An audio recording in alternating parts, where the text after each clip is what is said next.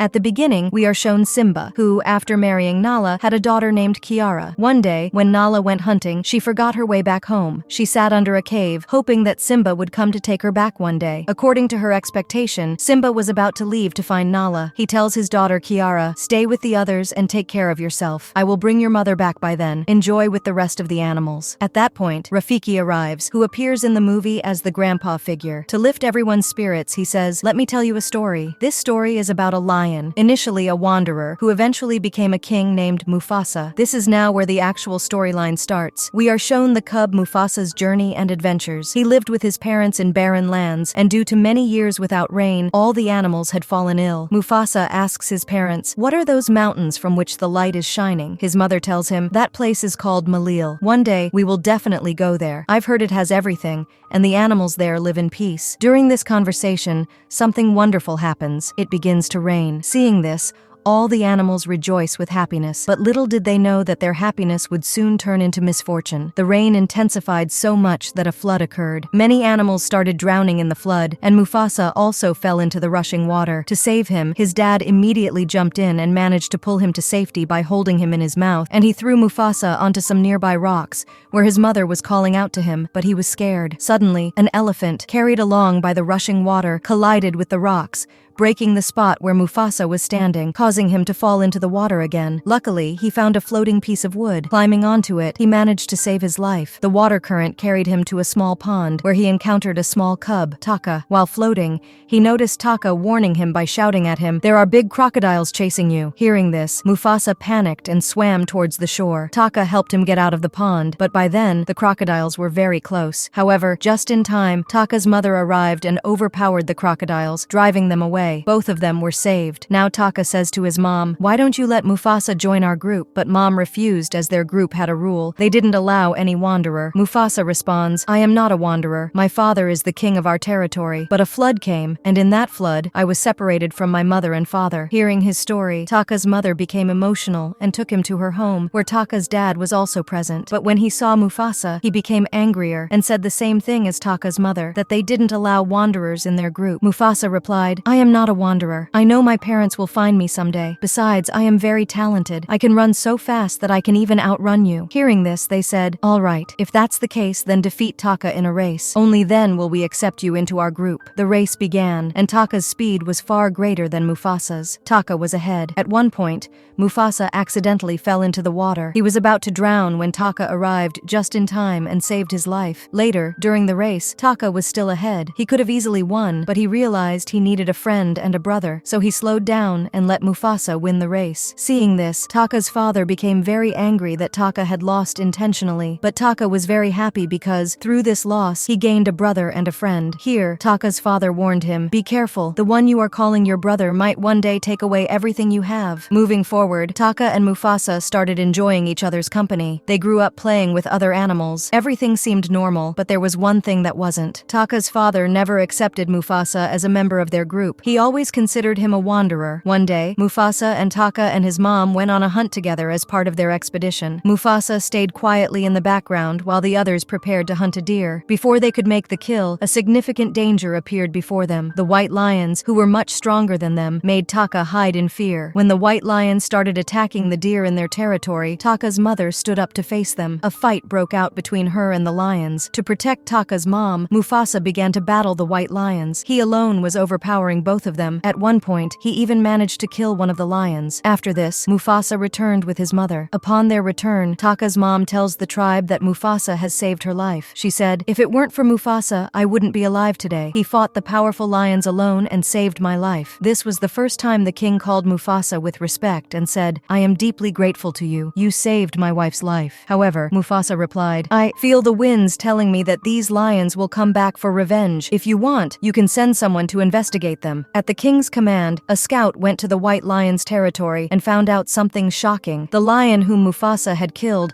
was the son of the white lion's king, and now the king was burning with a desire for revenge. The white king, upon discovering that his son had been left to die alone, he and his group killed the lion responsible for abandoning the white king's son. This incident made the scout realize that these creatures were ruthless and powerful. At the same time, they planned to avenge the death of their prince. Mufasa's lion scout returned to the king and reported reported, "The white lions are merciless and very strong. We cannot defeat them. They are as fast as our swiftest lions, and they will come here soon to seek revenge." Hearing this, the king became very afraid. He told Taka, "If you want to be king, you must leave this place. Nothing will survive here, and our name will be forgotten." At sunrise, Taka and Mufasa were told by their mom, "Look at the light coming from between the mountains. That place is called Malil. You must go there and stay until this danger has passed." Taka and Mufasa departed, but soon after, the white lion's entire group arrived. Their king confronted Taka's dad and demanded, "Tell me, who killed my son?" Taka's dad pretended to be unaware of the event, which infuriated the white lion king. The other lions searching the area discovered signs of 2 lions fleeing. They began to chase them, and eventually caught up with Taka and Mufasa. Seeing the white lions approaching, Mufasa said to Taka, "We should stand and fight here. Running away isn't bravery." But the white lions outnumbered them, and there were only 2 of them. Taka replied, "We must run." While they were arguing, the white lions arrived and demanded, "Tell us who killed our prince." Mufasa, with no fear, said, "It was me." But the white lions didn't believe him. They suspected Taka instead, thinking he was the one who had killed their prince. Despite Mufasa's insistence that he was to blame, the white lions pursued Taka as they smelled his blood to be the heir of the tribe's king. The 2 fled, eventually reaching the edge of a cliff, below which was nothing but water. Before the white lions could catch them, Taka and Mufasa jumped into the water. The current carried them to an open field, where they emerged, exhausted. By nightfall, they were extremely hungry and started searching for food. In the jungle, they came across a faint scent. Thinking it might be a creature like them, they approached and discovered a lioness named Sarabi, who sighed in relief upon seeing them. Sarabi explained, "The fear of the white lions is everywhere. They killed my entire group, and I'm the only survivor." They also met a bird named Shaju, who was Sarabi's guardian and scout. He advised them to hide before the white lions arrived. Sarabi also wanted to go to Malil for safety, so they all decided to travel together. As they continued their journey, they smelled food, only to realize it was the scent of monkeys. Among the monkeys, they encountered Rafiki, who was much younger at the time. The monkeys had cast him out of their group because they disliked him. When Mufasa, Taka, and Sarabi met Rafiki, they were on the verge of attacking him, but Rafiki quickly told them, "I know the way to Malil." Hearing this, the 3 lions were surprised. Mufasa asked, "Are you telling the truth?" Rafiki replied, "Yes, I used to live there. Now I'm heading back to find my brother." While the claim about his brother was a lie, it was true that Rafiki knew the way to Malil. Realizing Rafiki could guide them, the lions decided not to eat him, and instead included him in their group. Together, they continued their journey, and by morning, they reached the desert. From the direction of the winds, they learned that the white lions were still pursuing them. It seemed the white lions wanted to wipe out their entire lineage. Sarabi forbade them from stopping to rest, so they pressed on. On the way, Taka confesses to Mufasa, "I think I like Sarabi." Mufasa advises him on how to impress her. Mufasa says, "Tell her she smells like roses. Girls love such things." Following Mufasa's advice, Taka did exactly that, which made Sarabi smile. Meanwhile, they encountered a herd of elephants,